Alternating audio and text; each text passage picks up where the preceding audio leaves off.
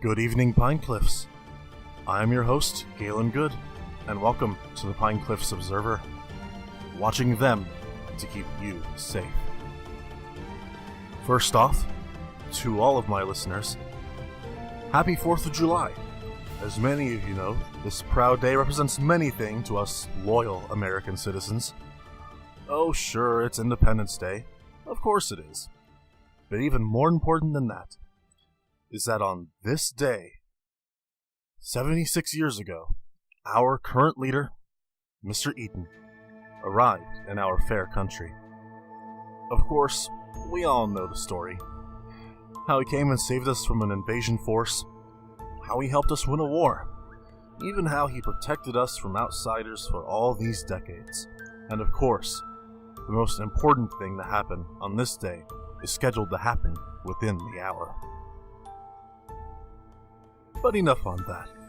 As is tradition on this station, and on stations around the country, every year on the 4th of July, we tell you the story of Mr. Eaton. After all, who knows what would happen to us if we forgot to tell what this powerful friend has done for us. So, let's jump right into it. The year is 1941.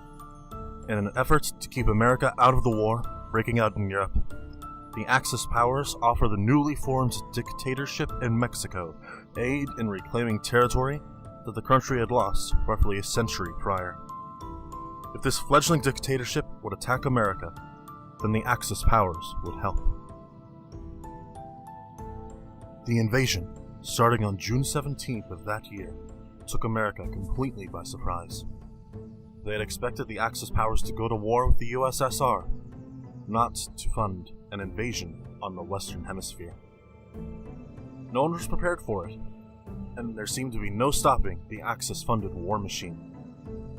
It was on July 4th, 17 days after the invasion began, that Mr. Eaton arrived. Oh, what? Oh, sorry listeners, you will have to excuse me. The station manager Thomas is having our security room renovated, and decided it would be a good idea to move the monitors into my recording booth. He's waving in front of the camera. Hi, Thomas. Yeah, they're working now. That's good. Sorry about that.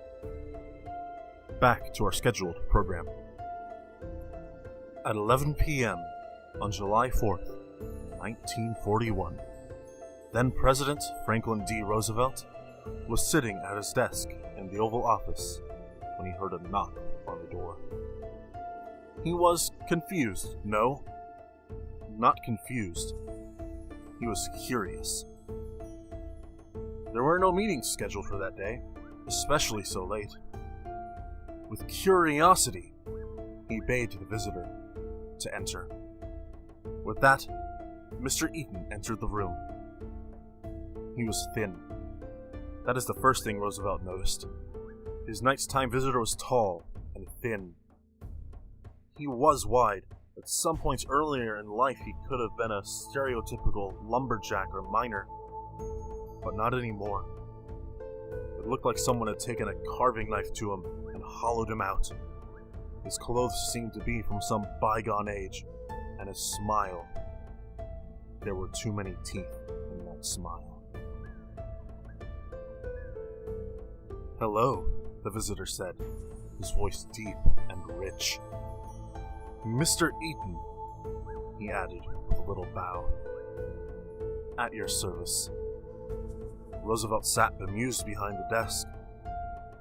"And how," Roosevelt said, "can you help me?" "Oh, I can do a great many things," Mr. Eaton said, with a wide, toothy smile on his face. "I could give you the strength of 1,000 men. I could help you fly to the greatest heights, or sink to the lowest depths. But today, I think you would want me to help you with your southern neighbor."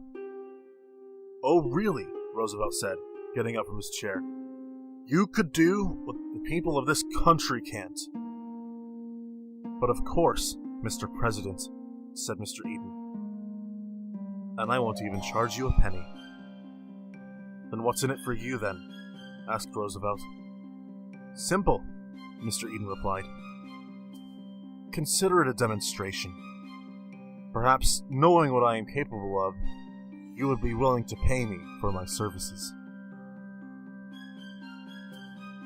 "Fine then," Roosevelt said, sitting back down. "Go ahead, take care of them. What harm could you possibly do?"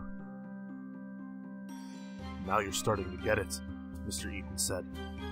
And then, just like that, he was gone. The rest of that era is, well, history. The Mexican army was decimated. President Roosevelt agreed to strike a deal with Mr. Eaton. America was kept safe from foreign aggression. Everyone knows that. It's fifth grade American history. Of course, everything changed once the 80s hit. I'm sorry, what's that? Oh, sorry listeners, I can see Thomas on the monitor waving at me. I'm forgetting something? Oh, right. We'll be back after a word from our sponsors. Have nothing better to do? Want to kill some time? Want to kill? Want to stare blankly at the ceiling over your bed as you futilely try to sleep? Try coffee tonight. Coffee, only as black as your still beating heart. With that out of the way, let's get back to our program. For more than 40 years, we lived in peace. Mr. Eaton kept our country safe from foreign attacks, defeating our enemies for us. But in 1982, some young folk in America began to get strange ideas. There was talk of Mr. Eaton making our great country weak, of Mr. Eaton having nefarious plans for us, of Mr. Eaton not being the powerful ally that he says he is. One particularly troubled young man, Joe Driscoll, tried to kill Mr. Eaton. In the attempt, which involved a homemade explosive device, several people were injured. Of course, Mr. Eaton was left unharmed. He was known for taking down armies. What harm could a collapsing building possibly do him? Anyway, after the dust had settled, the question everyone was asking was, why didn't Mr. Eaton stop this? When asked this very question by a nervous reporter, his response was simple and straight to the point. He had been paid to keep the country safe from foreign attack, not to prevent domestic attacks like this. A new deal was quickly struck. Mr. Eaton would prevent another event like that from occurring, and in return, he would be our leader for as long as he desired. All in all, it was a generous deal, much better for us than that deal with Roosevelt was. Sure, we got a leader that, for all intents and purposes, is physically omnipotent, but no one had to sell their soul that time. All in all, it was a good deal. Mr. Eaton quickly went about solving the problem. Any reports of people questioning him, his strength, or his plans for our fair country would be put in re-education centers. Not forever, of course, just until they learned that they were wrong. To this day, those re-education centers have worked wonders. The only problem anyone seems to have is the massive amount of extra paperwork. Your normal release forms, a how did we do survey, a non-disclosure agreement, and an individually tailored deal written and signed by Mr. Eaton himself. You know, just regular forms. Just that. Just normal paperwork, really. Of course, there is one more event that will be occurring shortly. Just last month, Mr. Eaton made a huge announcement. "Dear citizens," he said, his voice filling our ears, our hearts, our minds. "Citizens, I speak before you today with sad news. As of next month, once Independence Day is over, I will be leaving you." Those who were physically present for the announcement began whispering to one another. What could he mean? Why is he leaving us? And, as if to answer, Mr. Eaton said, "I have loved spending time here, and I have come to know you people so well. country is so loving and kind. And the food, he said, the hungry look in his eyes. Don't get me started on the food. However, it is time now for me to leave you. There are other people, in other places, in other worlds, that need my help. Now, don't worry about yourselves. You won't be getting any more trouble at home with me gone. And as for threats from abroad, well, let me assure you, they have been dealt with. In fact, I can guarantee you that you won't have to worry about anything ever again. It has been a pleasure and an honor serving you all. And with that, he vanished. One moment's there, next moment not. And of course, dear listeners, we all now wait with bated breath. This is a sad moment, yes.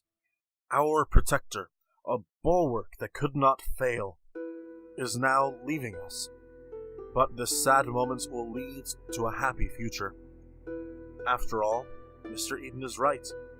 Other places need him more than we do now, and who knows?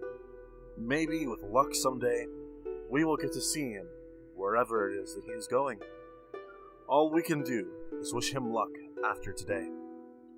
Oh, listeners, Thomas is waving at me in the monitor again. He's pointing at his watch. Oh, right, the countdown. If you could all please count down the last few seconds of being under Mr. Eden's protection with me, well, it would be much appreciated. Starting now. 10, 9, 8, 7, 6, 5, 4, 3, 2, 1, 0. Well, that's it. He isn't around to protect us anymore. It's funny. It almost feels like nothing has changed. Maybe Mr. Eden was right. Maybe we don't have to work. What was that?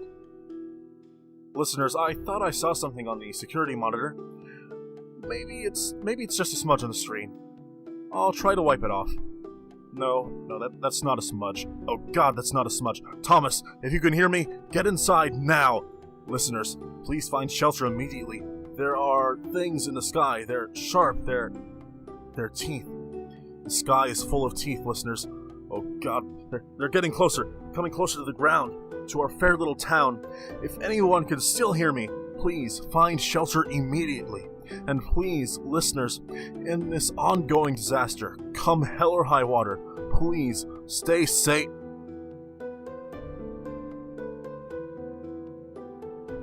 This has been Pine Cliffs Radio, written by myself, Kuholland96, and edited with serious help from Rainer Lewington. It's my first story, so please be gentle.